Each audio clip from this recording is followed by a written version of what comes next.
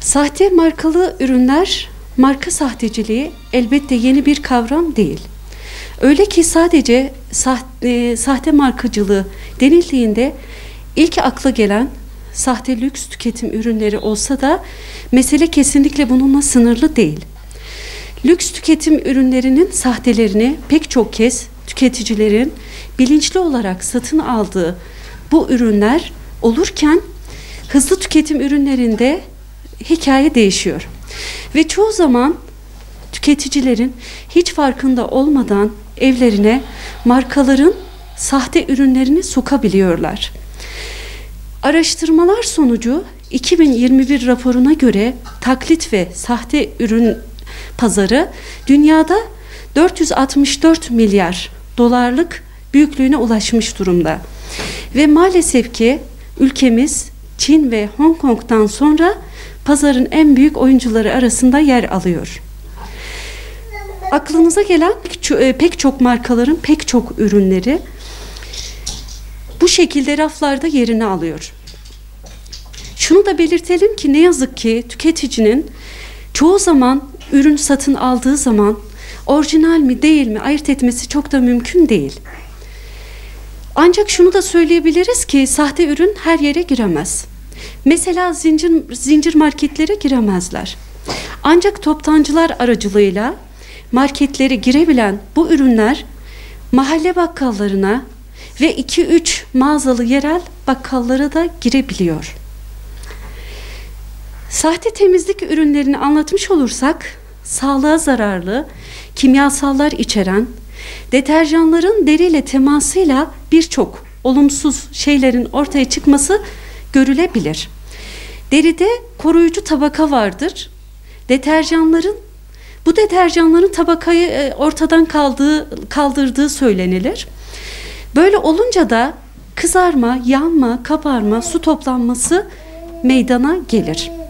Kimyasalların solunum yoluyla alınmasıyla boğazda tahriş, batma, yanma, yutma güçlüğü, nefes darlığı şeklinde alerjik reaksiyonlar görülür. Deride egzama oluşur, gözlerde yanma, kaşıntı gelişir.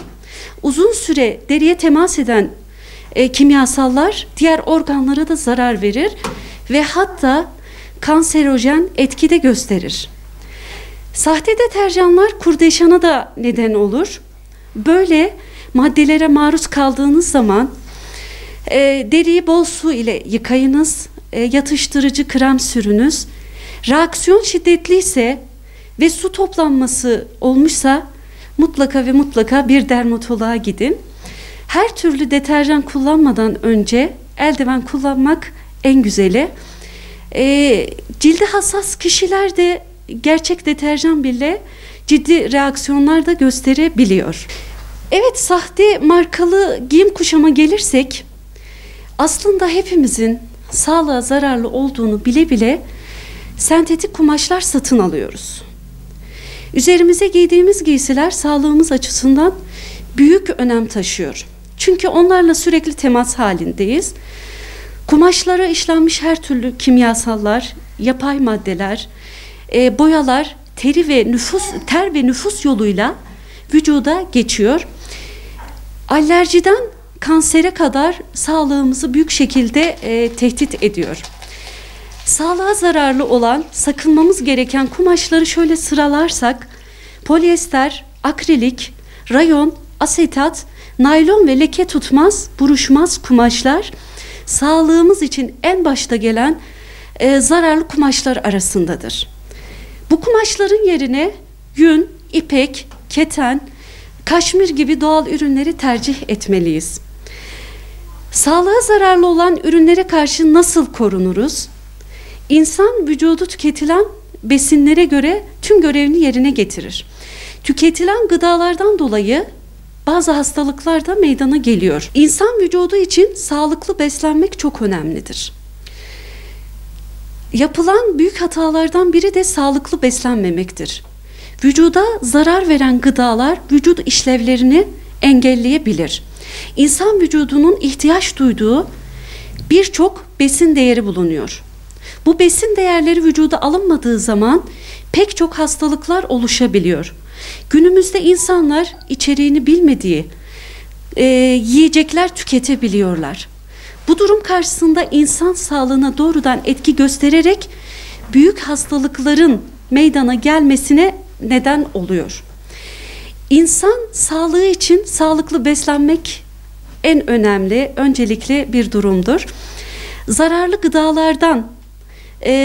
gıdalar tüketmek insan vücudunu ciddi anlamda etkiliyor ve sağlık sorunlarına neden oluyor.